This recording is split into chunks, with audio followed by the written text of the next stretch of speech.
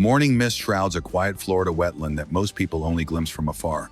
Just above the calm water, dozens of alligator eyes glint like polished stones. Their bodies barely move beneath the surface, but every ripple reminds you of the power hidden beneath their smooth, clear skin. In the United States alone, farming these predators has become a $100 million a year industry, transforming raw muscle and armor into luxury handbags, watch bands, and plates of lean white meat. It's a tightly controlled farm system where every egg, every pound of feed, and every inch of skin is part of a carefully calculated business. How did a creature feared by most people become part of one of America's most lucrative agricultural niches? What kind of farm can safely manage thousands of toothy reptiles while still meeting strict standards for animal welfare, food safety, and high-end fashion? Behind the concrete ponds and steel gates lies a hidden world of incubators, climate-controlled nurseries, veterinary teams, and data-driven feeding schedules. For the farmers who work here, danger is a part of daily life. The swish of a fish's tail, the leap from the water, the soft hiss from a dark corner, these are not horror scenes.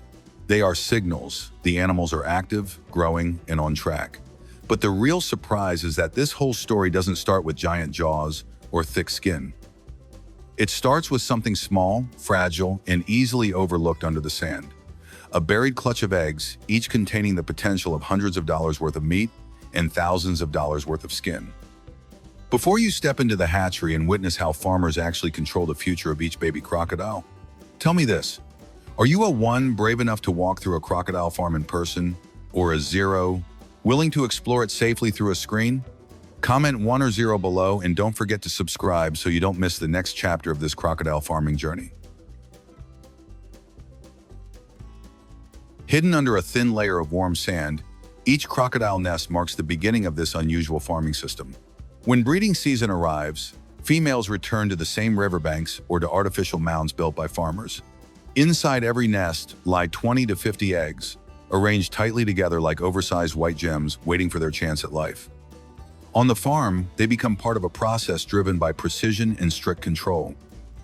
Farm workers uncover the nest slowly, brushing away sand until the top of each clutch appears. Every egg is lifted with both hands, never tilted or rotated to protect the fragile embryo inside. Each one is labeled, weighed, and placed into padded trays for the short trip to the incubation room. From that moment on, every degree matters. Inside the facility, the incubators look almost clinical, humming steadily as they hold the eggs for 90 to 110 days. Temperature determines the future. Cooler settings of 88-90 degrees Fahrenheit produce mainly males, while slightly warmer conditions of 91-93 degrees Fahrenheit create females.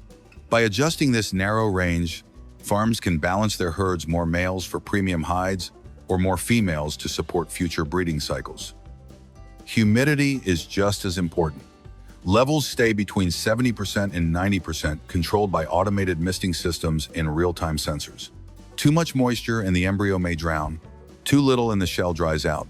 Farmers add sand or artificial substrate to mimic natural nests and keep the eggs cushioned throughout development. Modern monitoring systems track temperature, humidity, and airflow continuously.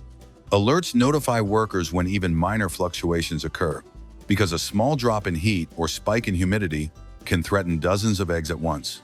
Thanks to this tight control, survival rates regularly exceed 85-90%, far higher than in the wild. As hatching approaches, faint chirps echo from inside the shells, signaling that the embryos are ready. Small cracks appear, and one by one, the young crocodiles push their way into the world, tiny, fragile, and weighing less than half a pound. Their journey is just beginning, and the next stage will determine whether these hatchlings grow into strong, healthy juveniles capable of producing the flawless hides and quality meat the industry depends on. When the shells finally crack, the tiny hatchlings that emerge look nothing like the powerful adults they will become. Each one measures only 10-12 inches and weighs less than half a pound, making this stage the most fragile chapter of their lives. Workers lift them gently and move them straight into the nursery, a climate-controlled space designed to protect them from the dangers they would face in the wild. Inside the nursery, temperatures stay close to 82 degrees Fahrenheit, and humidity sits between 70% and 90%, mimicking the warm, moist conditions of tropical wetlands. Shallow pools with sloped edges allow the hatchlings to swim, rest, and climb out easily, simple behaviors that help them build strength and reduce stress. Soft lighting cycles imitate natural daylight to support feeding patterns. Their diet is carefully measured. Young crocodiles eat daily, receiving minced chicken, fish, or beef, mixed with vitamins and minerals to support bone growth and immunity. Workers record every meal, tracking appetite, weight, and behavior. If a hatchling suddenly refuses food or becomes sluggish, it signals a problem that needs immediate attention. Cleanliness is critical at this stage. Pools are drained and disinfected, and fresh water is added to prevent bacteria from spreading. Floors, tools, and feeding trays are sanitized every day. Strict biosecurity rules, boots washed, hands disinfected, equipment separated keep disease from entering the room. Veterinary teams visit regularly to check for early signs of parasites, skin irritation, or nutritional imbalance.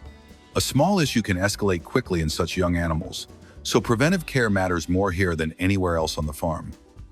Thanks to these routines, survival rates remain high, often over 90%, compared to the tiny percentage that would survive in the wild. By the time the hatchlings leave the nursery, they are stronger, more resilient, and ready to enter the grow-out ponds where long-term growth. As the young crocodiles leave the nursery and move into the grow-out ponds, the focus shifts from delicate care to steady, controlled growth. These juveniles are stronger now, ready for larger enclosures designed to support both movement and predictable weight gain. Each pond includes shaded water for cooling and sunlit platforms for basking, vital for regulating metabolism. To prevent stress and fighting, farmers stock 20 to 50 animals per pond, a balance that gives each crocodile enough space without wasting resources. Clean water is a constant priority. Filtration systems or lime treatments keep bacteria low, protecting both health and the smooth, unblemished skin that will one day determine the value of each animal. Feeding becomes more strategic. Instead of daily meals, juveniles eat 3 to 4 times a week, following the natural feast and rest rhythm of wild crocodiles. Their diet includes chopped fish, chicken, or beef, with protein levels adjusted to 40–50%. Proper protein ensures strong muscle development without damaging the hide. Workers measure each portion carefully, avoiding overfeeding that could foul the water or cause uneven growth. Technology plays a bigger role in this stage. Automated feeders deliver consistent portions, while cameras and weight sensors track how fast each group grows. Digital records, weight trends, water temperature, feeding behavior help farmers react quickly if something changes. A sudden drop in activity or appetite can signal early health issues. Monthly veterinary rounds continue to monitor parasites, skin marks, and nutrition balance.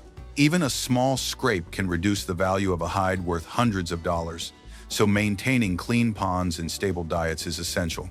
Over 2 to 5 years, these juveniles slowly develop into impressive animals weighing 300–500 pounds, conditioned for both meat quality and flawless leather. By the time they reach maturity, the years of controlled growth pay off. Their bodies are heavy, their hides smooth, and their condition uniform, meeting the standards demanded by high-end fashion and specialty meat markets. Now comes the most delicate and valuable step of all: harvesting and processing.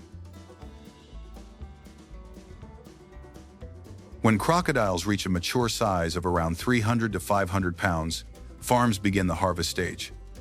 Workers move the animals into smaller holding areas where they can be restrained safely using ropes or simple poles. The goal at this point is to limit stress and avoid sudden movements that could injure the crocodile or damage the hide. This ensures the process is controlled and minimizes unnecessary suffering. After the crocodile is confirmed unresponsive, workers start removing the hide. This step depends almost entirely on skilled hands rather than machinery. Using sharp knives, workers make a series of precise cuts along the belly where the scales are the smoothest. The hide is lifted carefully so the pattern remains intact.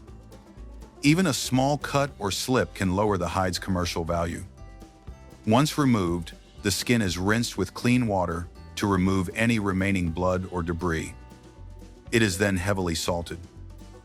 Salting is a simple but essential preservation step, preventing bacteria from breaking down the fibers before the hide reaches a tannery.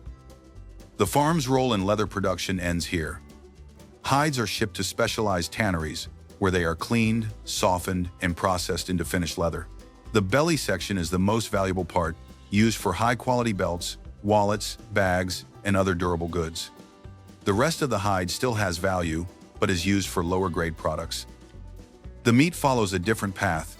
Workers separate the main edible portions, including the tail, legs, and back straps. These cuts are known for their firm texture and mild flavor. Once trimmed, the meat is rinsed and placed in cold storage. Many farms partner with licensed processors who handle inspection, packaging, and freezing. This ensures the meat meets food safety requirements before entering the market. Crocodile meat remains a small but steady niche in the southern United States.